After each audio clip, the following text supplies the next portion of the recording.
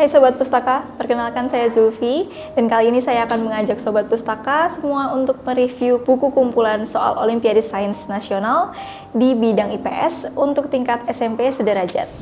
Di dalam buku ini, kita akan mengetahui berbagai materi di bidang ilmu pengetahuan sosial yang diajarkan di tingkat SMP. Lalu, kita juga akan melihat berbagai soal Olimpiade Sains yang telah dirilis di tingkat kabupaten, provinsi, dan nasional di tahun tertentu. Jadi, dengan buku ini, kita bisa lebih siap untuk mengikuti Olimpiade Sains Nasional yang akan diselenggarakan setiap tahun sekali. Oh iya, buku ini disusun oleh tim Pustaka Cerdas pada tahun 2021 dan diterbitkan oleh Pustaka Baru Press yang telah banyak menerbitkan buku-buku berkualitas dengan harga terjangkau. Selain itu, karena pembahasannya yang lengkap dan detail, menjadikan buku ini jadi salah satu buku bestseller. Tanpa perlu berlama-lama lagi, yuk kita lihat apa saja isi buku ini. Jadi, buku ini terdiri dari beberapa materi di tingkat SMP, dan di setiap materinya disajikan latihan soal yang sempat keluar di Olimpiade Sains Nasional di tahun dan tingkat tertentu. Agar lebih paham, yuk kita langsung lihat dan bahas aja. Di bagian pertama, kita akan melihat informasi tentang Olimpiade Sains Nasional, dari mulai kapan pertama kali dimulai, mekanisme lombanya, sampai tips dan trik agar sukses di Olimpiade Sains Nasional. Di bagian kedua, kita bisa melihat ringkasan materi dan latihan soal. Untuk materi pembelajarannya, ada geografi Indonesia, mulai dari keunggulan letak luas dan geostrategis wilayah Indonesia, kondisi alam Indonesia, relief muka bumi, bentuk muka bumi, dan aktivitas penduduk Indonesia, keragaman flora fauna di Indonesia, perubahan akibat interaksi antar ruang, potensi dan persebaran SDA di Indonesia, kecerdasan spasial wilayah Indonesia, peta dan pemanfaatan dalam kehidupan sehari-hari, pengaruh letak wilayah terhadap keadaan alam Indonesia, kondisi tanah dan keuangannya terhadap aktivitas pertanian, jaringan dan sarana transportasi antar pulau, pengaruh keadaan alam terhadap keragaman mata pencaharian, kearifan lokal masyarakat berdasarkan kondisi lingkungan, kegiatan wirausaha berbasis kompetisi SDA dan SDM, peranan penduduk dalam pembangunan nasional, dan yang terakhir adalah konsep interaksi manusia dengan lingkungan alam. Untuk latihan soalnya terdiri dari 20 soal pilihan ganda. Di sini kita bisa berlatih dari materi yang telah dibahas di bagian kedua tadi. Saat mengerjakan soal, Sobat Pustaka jangan takut salah ya, sebab akan ada penjelasan dan pembahasannya juga di buku ini.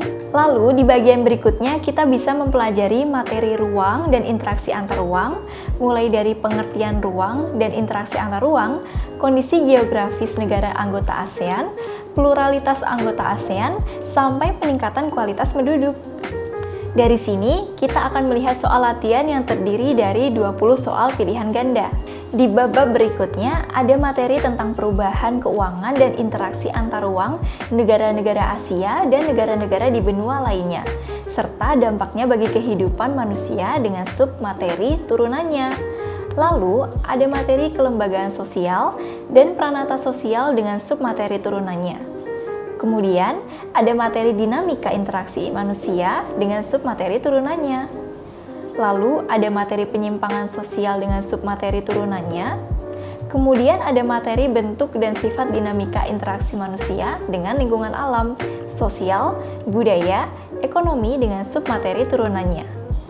Lalu, ada materi pengaruh interaksi sosial terhadap kehidupan sosial dan kebangsaan dengan submateri turunannya.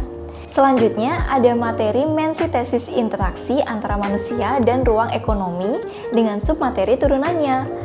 Lalu, ada materi perubahan dan kesinambungan masyarakat Indonesia pada masa praaksara Hindu, Buddha, dan Islam dengan aspek geografi, ekonomi, budaya, politik dengan submateri turunannya.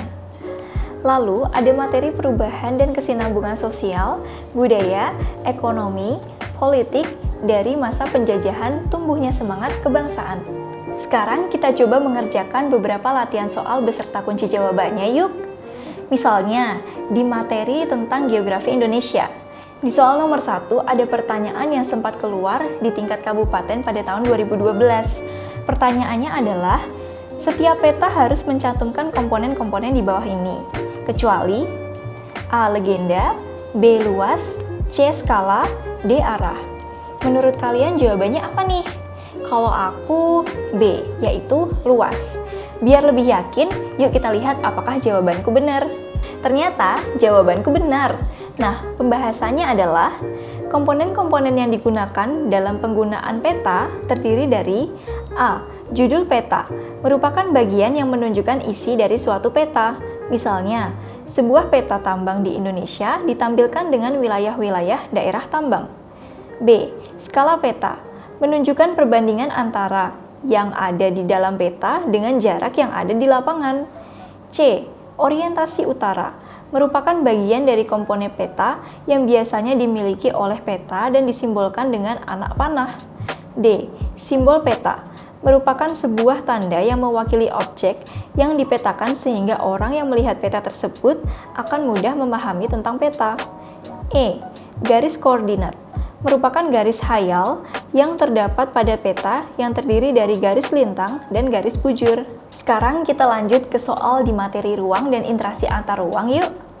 Di soal nomor 3, ada pertanyaan yang sempat keluar di tingkat kabupaten pada tahun 2012.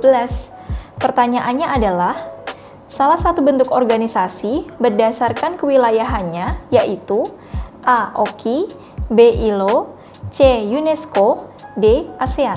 Menurut kalian jawabannya apa nih? Kalau aku, yaitu A. OKI. Biar lebih yakin, yuk kita lihat apakah jawabanku benar atau salah. Yah, ternyata jawabanku salah nih. Yang benar ternyata D. Pembahasannya adalah ASEAN merupakan suatu organisasi yang dibentuk berdasarkan kewilayahannya. ASEAN ini berkembang dalam bidang politik dan ekonomi di negara-negara kawasan Asia Tenggara. Pertama kali didirikan pada tanggal 8 Agustus 1967 di Bangkok.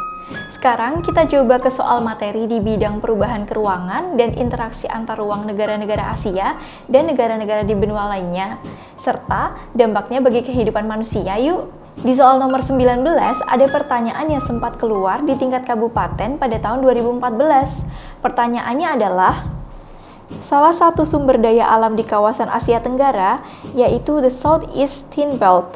Kawasan ini terkenal dengan penghasilan sumber daya bla bla bla. A. Emas, B. Baja, C. Besi, D. Timah. Kalau menurutku, jawabannya adalah D, yaitu timah. Biar lebih yakin, yuk kita lihat apakah jawabanku benar atau salah. Wah, ternyata jawabanku benar.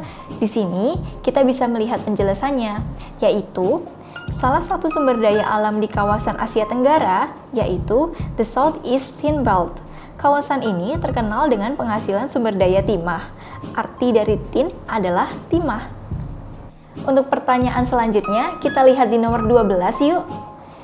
Negara kawasan industri di Asia Tenggara adalah A. Singapura, B. Malaysia, C. Indonesia, D. Thailand. Jawabannya kira-kira apa ya? Untuk menjawab pertanyaan tadi, di sini ada penjelasannya. Negara-negara di kawasan Asia Tenggara yang mengandalkan di bidang industri dalam kegiatan ekonominya adalah Singapura. Negara lainnya mengandalkan perekonomian dalam bidang pertanian. Jadi jawabannya adalah A. Di contoh soal berikutnya, kita lihat di soal nomor 14 yuk. Sungai terpanjang di benua Amerika adalah A. Sungai Mississippi, B. Sungai Missouri, C. Sungai Prana, D. Sungai Amazon. Jawabannya kira-kira apa ya? Untuk menjawab pertanyaan tadi, penjelasannya adalah sebagai berikut.